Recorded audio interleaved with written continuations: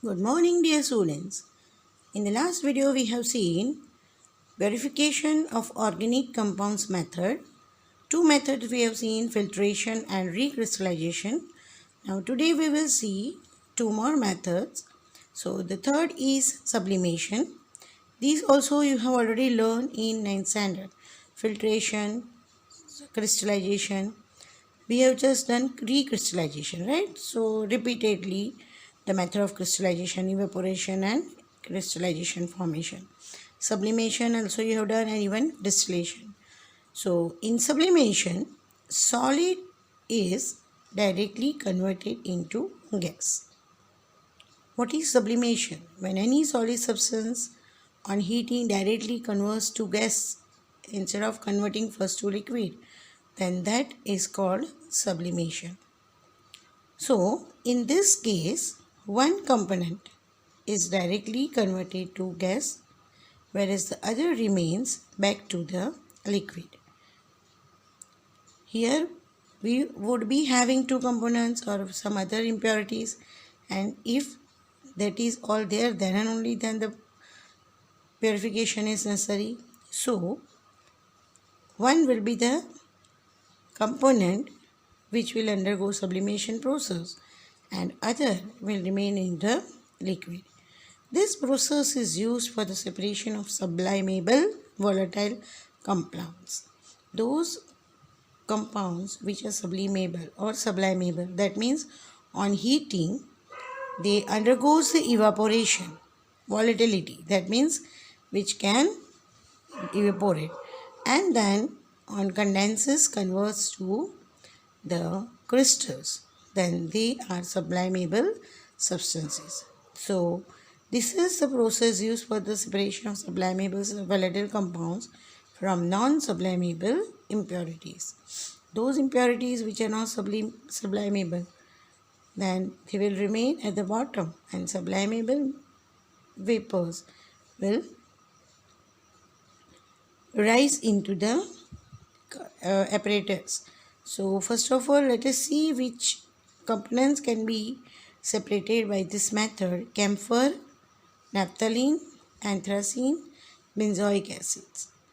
Right? Naphthalene, anthracene, benzoic acid. Benzoic acid and anthracene in a daily routine, it's not used. It is not direct use. Right? Industrially, commercially, it is used wide. But naphthalene, you know, naphthalene balls, moth balls, right? Which is kept in the cupboard for the safety of the clothes, right? Which is even kept in this as a fragrance for the sanitary, right? And camphor you know, which we use in the arti. After the arti, we put camphor into the arti of the Lord, and which will fill the complete area with a good fragrance, kapoor, right? So these are all the substances which can be separated by sublimation. All these are sublimable. As soon as heat is attained, that means burning is attained, they will start getting evaporation. In this process, the impurities is taken in the china dish. Then china dish, see here, this is called a china dish. In that impurities is taken, china dish is kept on a wire gauze, because Bunsen burner, when it gives the flame, it should not directly touch the crucible. So china dish, then burner, wire gauze is must, because direct we should not put it on a burner. And then inverted funnel. The funnel is used, which is transparent glass funnel, and the stem of the funnel is closed with the cotton plug. Now as soon as the burner starts giving heat, so this impurity substance along with impurity is filled, will also start evaporation. That means solid substance directly converts to the gas. And now here there is no place, cotton plug is already fit, so there is no place for this vapor to go out. So they will get little condensed as they are in the atmosphere. So they will let little condense and will stick at the side of the funnel. So then after cooling this, two sides I have shown. After cooling, you will have to scrape this out and the crystals of the pure substance will be attained, which is called sublimate. Right? So this is about the sublimation process.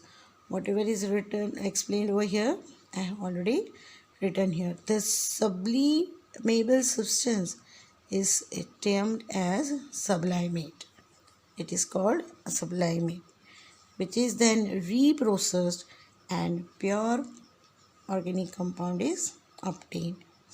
The next method is distillation, right? This method is used for the purification of liquids which boils without decomposition and contain non-volatile impurities, right? So for this method is for what? It is for the purification of liquids and that liquid which boils without decomposition.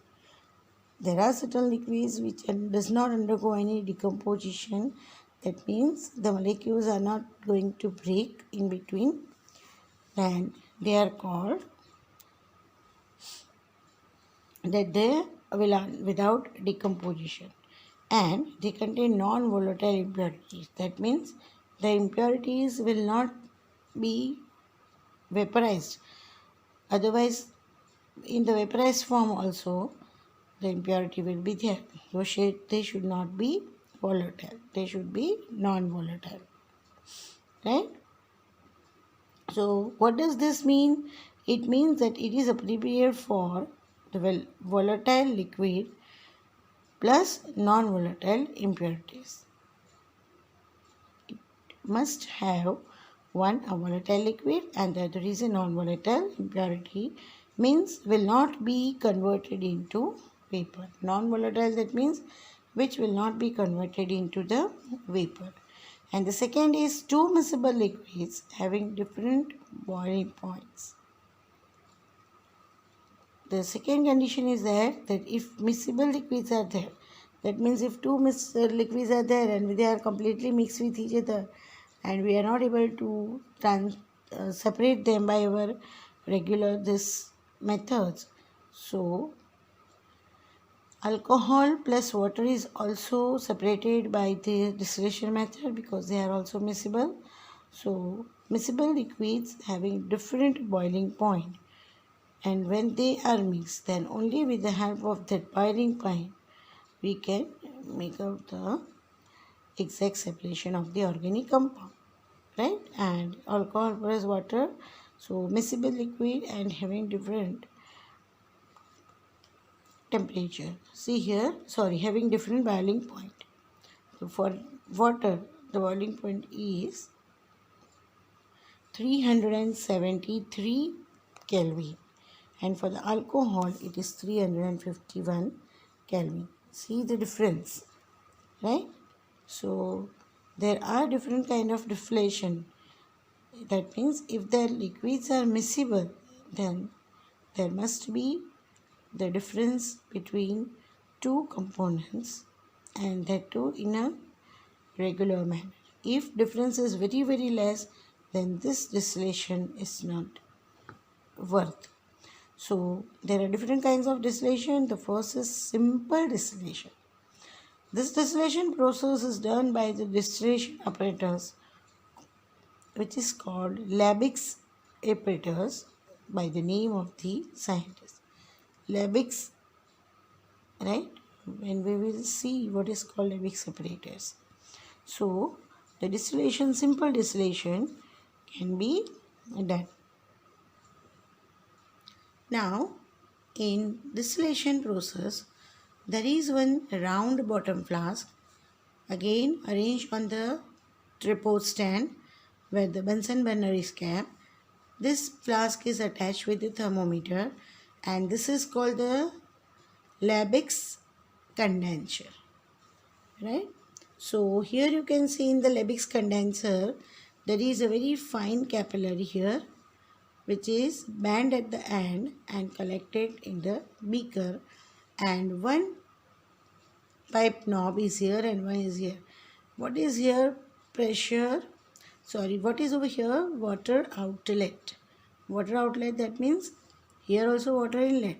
So from here continuous water is allowed to let in through the tap, and that water will circulate here completely and will be given out. So this is the way. And now what takes place here? Here impurities is to be filled, right? And as soon as the burner starts, this impurity will start giving the vapor. Vapor will reach over here, and thermometer, you can note down the temperature. So whatever the component is taken, and it will, out of this two component, one with its temperature lower than the other, as soon as it's attained, it will start vaporizing from here, and from this capillary they will try to come out, but at the same time this capillary should be kept under the continuous passing of the water. And then as soon as the water is reached to this pipe, the condition will be different and the vapor will be converted into water droplets, which is then collected into the beaker, right? So here the example is of chloroform 334 Kelvin and aniline 457 Kelvin is given. And so this mixture, impure mixture, is filled it up in a round bottom flask. The component with less boiling point starts vaporizing, as I told, which is having lesser boiling point. So as soon as little warmth and little boiling point is attained, they will start vaporizing, right? And as soon as thermometer shows the temperature accordingly, nearly 333 to 336 Kelvin, then the chloroform will start, right? And chloroform will start vaporizing and passes through the Lebesgue condensation. This is called Lebesgue condensation. And where inlet and outlet water pipe will keep the condensation cool, so the vaporized chloroform will get cooled and liquid form is collected in the beaker, and aniline will remain in the round bottom flask. So impurities will not be separated out, because as soon as one component gets separated, then the process is stopped. So another will remain there only, right? So this is about the distillation. Not only chloroform and aniline, even ether and toluene can also be separated, where ether is 308 Kelvin, toluene is 384 Kelvin, benzene is 353 Kelvin, and aniline is 457 Kelvin. So here you see the difference in the temperature. See how large difference in the temperature is there. Here it is less difference, but here it is very large. So accordingly we can able to just find out the pure organic compound. The next type of distillation is fractional distillation. If you have remembered, in 10th standard you have learned fractional tower, right? And which is used for the fractional distillation of petroleum. There were fractions, small outlet were there, that as soon as out of petroleum, whatever the component reaches, suppose natural gas is coming out, then the next petrol, then diesel, then kerosene, then petroleum, right? So they were not separated all together. They were collected as a petroleum, so all were there together. But while separation, all were supported at the different stage, and that is called fractional. Not at all, but in a fraction. So fractional distillation is used to separate mixtures having less difference in boiling points. So Boiling point is the must to be taken in the consideration here. What is here told? It is used to separate mixtures having less difference of the boiling point. In first type of distillation we have seen that there is a large 308 and 384, but here the temperature difference is very less. A special kind of apparatus, fractionating column, is used in which fractions are there. So we have to apply only one more thing on the round bottom flask. Just we have discussed the apparatus. On that apparatus only, at the side of the thermometer we will have to put a column fractional knob. Column fractional tube. Sometimes that column fractional tube may be fractional or will be having a beads in it. So a special kind of apparatus, that is fractionating column, is used in which fractions are there, and due to that the vapors will experience obstacles to pass out. As there will be a fractions parts within, then the vapor will find out not easy path, it will find out that there is a obstacles, and so it will pass out in a cheap small, it will pass out in a very condensed form one by one. Right? The purpose of fractionating column is it provides more surfaces for heat and obstruction to ascending vapors and descending liquids. So what happens here?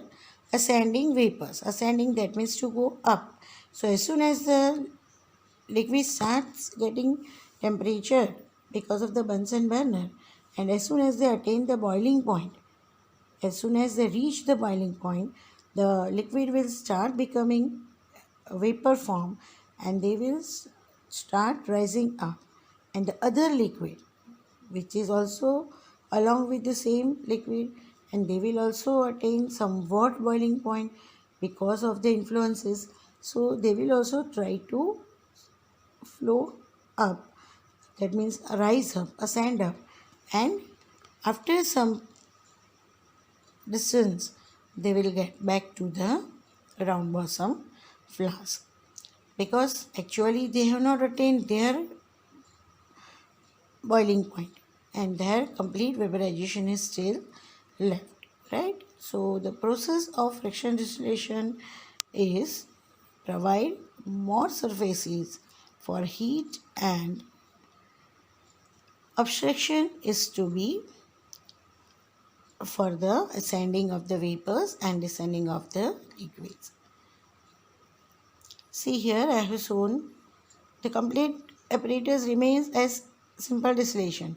Only along with this thermometer, this type of fractional like layered column is kept, and in some even this type of beads I have just shown here, but completely beads are filled in the fractionating column. So as soon as the liquid starts getting heat from Bunsen burner here, and the arrow when it will go upside or it will ascend upside, then up to certain extent the other liquid will try to jump with it, but they will get condensed because of the difference in their temperature and difference in the boiling point, and from there the other impurities, or we can say the other liquids which are still to be purified, will get collected here, and the collected one will go up and it will come out from this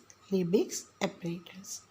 So this is the way how we are supposed to undergo the fractional distillation, right? So let us see some points. When the flask is heated, this flask, the vapors of more volatile liquids, that is the liquid with the more boiling point, will rise in the fractionating column, which is having more boiling point will rise over here, right? Then second, what happens due to obstruction in the fractionating column, here there is no straight column, here they have a curvilinear structure, or they may keep the bead. That means because of the obstruction in the fractionating column, some vapor condenses and fall back, and some of the condensing liquid gets heated. So here, as I told, because they have to pass through all these beads, they have to pass through all these curves. So some will get condensed and fall back to the flask, and rest of others will move further. The vapors of the less volatile liquid with high boiling point, less volatile and high boiling, also rise in the column. If certain compounds are there which have less volatility, so they will remain in the column, but a time comes that they will also attain high boiling point and rise in the column. But due to many obstructions, they flow back to the flask. And further, what happens after series of the successor distillation? Series, that means one by one, and successor series in a complete chain, and successor one by one. So after one by one distillation, the remaining liquid gets more and more richer in higher boiling components, because one by one, after each liquid has separated, then the remaining will get the more and more boiling components. So higher boiling component separates first, and then the lower boiling component will separate. This method is used to separate mixture of acetone 330 Kelvin and methyl alcohol 338 Kelvin. So see here, the temperature difference is very less. In the previous example it was 308 to 384, and here it is 332, 338, only 8 Kelvin. So fractional distillation is widely used. One more method type of distillation is distillation under reduced pressure. When the pressure is reduced, then also distillation takes place. There are certain compounds which decomposes before attaining the boiling point. So certain compounds are there that when they are boiled, before attaining, that means before reaching to the boiling point, they starts decomposition. Decomposition, that means separation of themselves starts, right? Glycerol, example is glycerol. Glycerol gets decomposed before it attains the respective boiling point. So when glycerol is kept in a fractionating column, and if it attains the boiling point, then it will start getting decomposed, right? This method is applied for liquids to decompose the component before the boiling point is attached. So reduced pressure is a method which is for the liquids, and below their boiling point, when the pressure is reduced, the liquid will not be reached. And here glycerol temperature 563 Kelvin, and if pressure of apparatus is reduced to 12 millimeter, then glycerol will start boiling, and it will be boiled at 453 Kelvin. So this is that the glycerol will start boiling at 453 Kelvin, and glycerol does not evaporate or decomposes. So what happened over here? First its temperature was 563 Kelvin. Glycerol temperature 563 Kelvin. But now when the pressure is reduced by 12 millimeter, then what will happen? Glycerol will not evaporate, or it will not decompose. So this method is used for soap making in the soap industries, right? And the next type of distillation is steam distillation, because of the steam vapor. This process is used for separation and purification of liquid which is appreciably, that means in a higher rate, which are volatile in steam from non-volatile compound. So compound which are easily getting vaporized, they are called volatile, and which are not evaporized easily, they are non-volatile. So what is said here? This process is used for separation and purification of liquid which is appreciably volatile. Appreciably, that means they should be good volatile. Orthonitrophenol and paranitrophenol is separated by steam distillation. Impure sample of aniline is also separated by aniline. The next is differential extraction. This is also we have learned that when two substances are mixed together and when they have very nearby difference in the temperature, then they are kept in one tumbler and they should be shaken a lot, and then after you have to keep it undisturbed in separating funnel, and in the separating funnel two things will be separated and one beam can be seen over here, right? So here one component with lower density will go here and higher will remain here, and one by one it is collected into the beaker. And then again, if you feel that somewhat extent of the upper column has reached beaker, then put it back to the funnel, that is separating funnel, and you can completely separate the impure organic compound. This method is used to separate organic compound present in aqueous solution by shaking. I told you should shake it properly and then you have to fill in it. By shaking with a suitable and organic solvent. When organic compound is to be dissolved, then it should be dissolved in suitable organic solvent, and accordingly the separation will take place. Which separation can take place? Benzoic acid plus water is separated by this method. The aqueous solution is then separated by using the separating funnel, right? And it is obtained pure organic compound. See, these all methods are very simple. You have learned in 9th standard.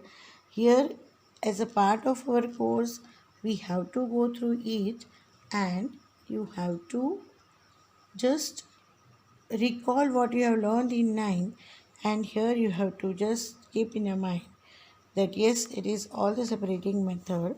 Only the thing here is to keep in your mind is organic compounds to be separated. There we were talking about sugar, salt, amino acids and vitamins and some common compounds. But here we are supposed to remember that all should be the compounds which are considered as organic compound, right? So this is completely theory. The further methods which will come, they will consist of the numericals, and we will start those numericals within 2 days after completion of the remaining methods. Thank you.